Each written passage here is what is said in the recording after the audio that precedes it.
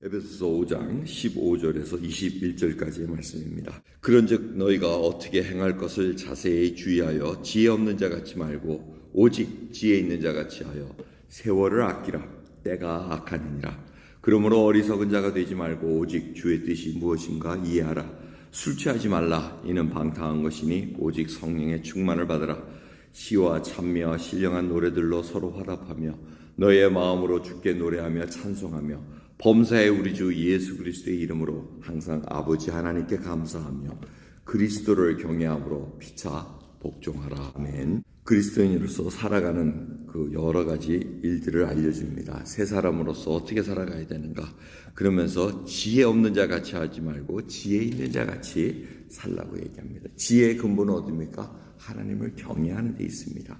그 경외하는 자가 바로 지혜롭게 행동할 수 있는데 16절이 어쩌면 오늘 말씀의 주제라고 말씀할 수 있습니다. 세월을 아끼라. 때가 악하느니라 하고 얘기합니다. 여기서 세월이라는 단어는 카이로스라는 단어입니다. 카이로스는 하나님께서 주관하시고 하나님께서 의미를 부여하신 그런 시간입니다. 그래서 기회라는 단어를 이렇게 얘기를 합니다. 그리고 이 아끼라는 얘기는 사실은 리뎀션, 남에게 뺏긴 것을 값을 치르고 사오는 것을 의미하고 있습니다. 그래서 다른 본문에도 기회를 사라 이렇게 얘기합니다. 돈을 주고 산다.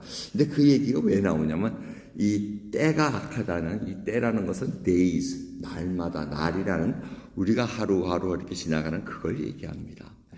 그래서 카이로스와 이 크로노스, days라는 그냥 흘러가는 시간, 이게 창조 때는 같이 있었습니다. 하나님께서 사람을 창조하셨을 때, 아담과 하와를 창조하셨을 때 하나님과 동행을 했습니다.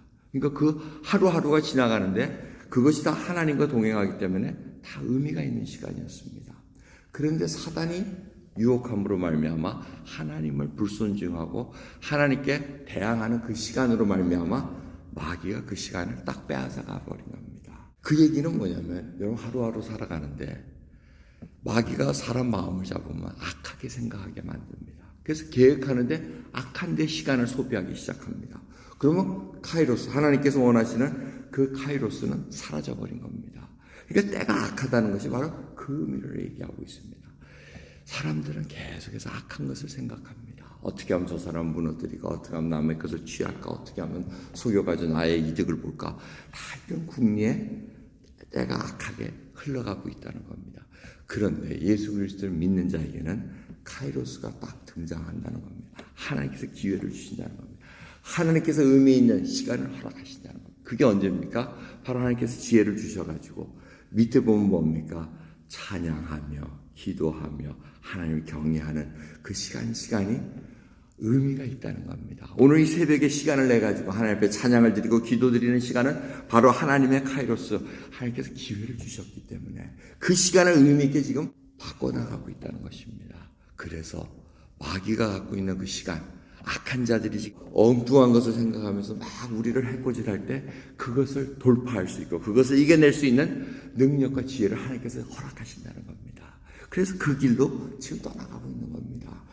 그래서 그 앞에 어저께 말씀드렸던 그 빛의 자녀, 이런 그 빛의 자녀가 그냥 있는 게 아닙니다.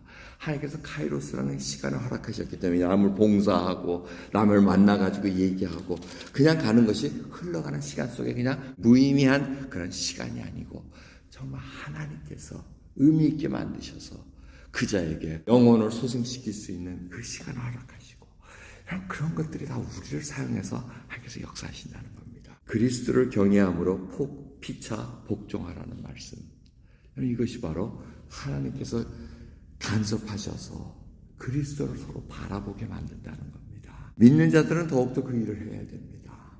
믿지 않는 자에게는 그리스도의 복음을 전할 수 있는 나의 삶을 통해서 드러내야 되고, 그래서 우리가 가진 무기는 바로 그리스도밖에 없습니다.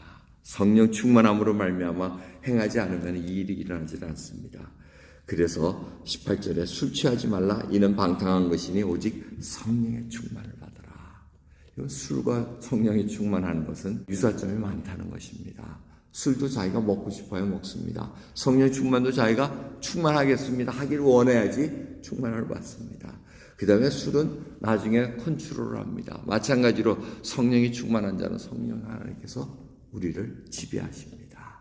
그래서 카이로스라는 의미를 알게 됩니다. 세월을 우리가 사서 그 기회를 하나님께서 허락하시고 하나님께서 만나게 하시고 하나님께 기도하게 하시고 하나님께서 예배하게 하시는 그 시간이 하나님께서 모든 것을 이루셨다는 것을 우리의 입으로 고백할 수 있다는 겁니다.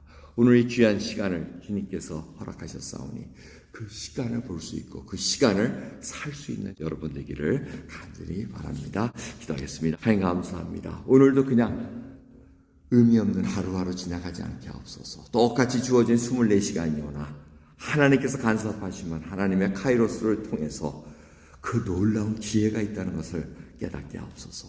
그 기회를 위해서는 저희들이 희생할 수밖에 없나이다. 수고할 수밖에 없나이다. 하지만 하나님께서 영광 받으시는 것을 알기에 그 일을 통해서 저희들이 감사와 찬양이 끊이지 않게 하옵소서. 감사드리며 우리 예수 그리스도의 이름으로 기도드리옵나이다. 아멘.